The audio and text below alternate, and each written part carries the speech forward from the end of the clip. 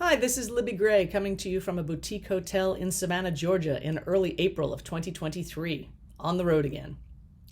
For those of you who've recently subscribed to my channel, this is a channel about how to call follow spots with information I have gleaned as a director over decades. In my full career, I've been on the road for 34 years. I have had every job that you can have on a lighting crew. I started out by hauling lights up on ropes as a climber. I've been a moving light tech, a dimmer tech, a board op, a crew chief, a director, a designer, all of it. And I've done shows of all scale. I've done club dates with Robert Cray and D'Angelo. I did a stadium tour with Metallica. I've done corporates and performing arts centers and arenas and more amphitheaters than I can count. And so I have some experience on follow spots around the world, and I'm here to share it with you. So that's who I am, and that's what's going on here. Recently, we played a rotating theater in the round, and I was reminded that I hadn't covered that in any of these series, and those venues are completely a different call than anything else you're going to do anywhere. So let's talk about calling in the round. I'm not talking about calling in the round where you're carrying an enormous stage and you can hang 40 of your own robo spots, or there are enough spots in the venue that you can just group them.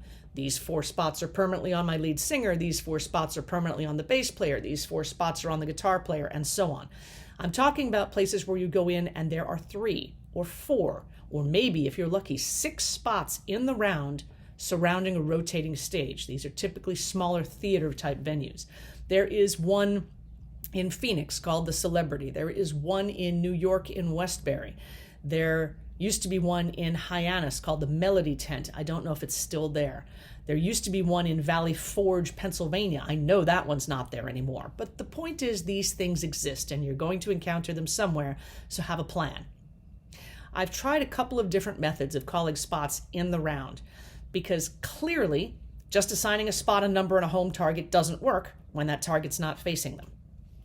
To begin with, in these venues, the operators are very, very, very skilled, very used to the process where there is one lead singer or star diva at center stage rotating around, and the spots automatically fade in and out as the artist comes into their shot and leaves their shot. They're very good at that, and you won't need any help with that. If you've got one star who needs to be lit all the time and you don't care about anybody else, you can stop watching now. This video isn't for you.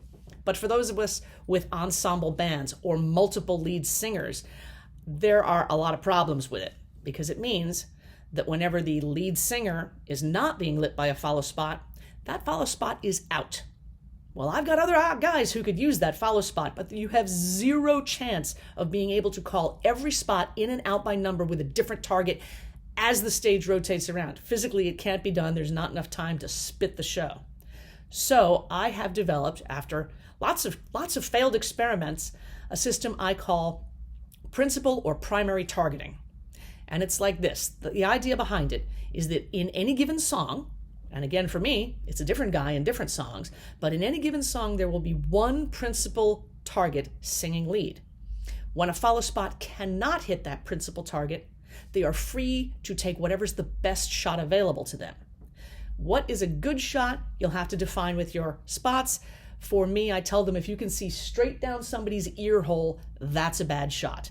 I prefer a shot that's basically 110 degrees out in front on either side of an artist. So 2 spots are just fine at those angles. But figure out what a good shot is, what an acceptable shot is, and then tell your spots if they can't make that acceptable angle on the principal or primary target, they go to whatever's the best shot. Because the stage is rotating, there are probably musicians running around, and there is probably someone standing directly in front of that follow spot, not the primary target, but someone that the follow spot can light very well. This is a system that maximizes not lights on one artist, but the number of lights that are on at all times. I'm trying to keep every follow spot working at all times because I simply don't have enough of them. There are going to be guys in the dark, so I want every light working at all times. If not on the principal target, then on the best shot available to them. There is a second component to this call, however. If what I've just described, principal or primary targeting, is valid for, say, the verse when someone is singing, or a guitar solo, where again, one person really is the focus of it, what do you do when there's a chorus and everybody's singing? Well, in that case, I call all spots to best shot mode. So in actual practice, it might sound like this. Stand by, all spots to come in. Top of this song, our principal shot is going to be the singer with the white shirt and the blue guitar who sings lead in this one. Spots coming in, go. Make the shot as you can. If you cannot make that shot, you are on best target. We roll through, verse goes by, we come to a chorus, and I might say, stand by, all spots for best shot targeting. This is all spots going to best shot, go. In that case, since the spots are all, remember, in 360 degrees around the stage, they will all peel off and get the artist directly underneath them, which may or may not have been the guy who was just the principal target. But it guarantees now you don't have spots doubled up. Now they're all on somebody else. Now you've got 4 or 3 or 5 of your artists lit instead of just 1 plus whatever random stragglers you can pick up. So there are 2 components in best shot principal targeting. During the times you need one person principally lit, you are freeing up the spots who cannot possibly light that person to just grab anybody else. Or in best shot targeting, you free up all spots, so each of them is on a different person, but you haven't obviously you don't have to assign them which person to be on because they know who's standing directly in front of them. So that's the story with principal targeting and best shot targeting. They work in tandem during the show, and I find it helpful on a rotating round stage when you're follow spot light. So that's the story there. I'm going to wrap up here by pointing out that I have also engaged the Facebook page, How to Call Follow Spots with Libby Gray. And with anyone, I invite you all to visit there if you have questions about any of these videos.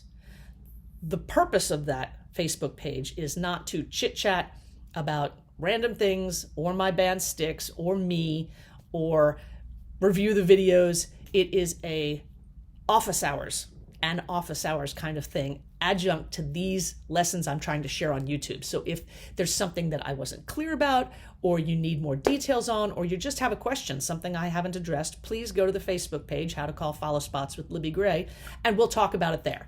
It is not a social page. It's going to be an instructional page, and I hope it's helpful. I also will probably not visit it every week, but I'll drop by now and again to see what the questions are piling up, and we can discuss things in more detail there. Thanks so much. Take care.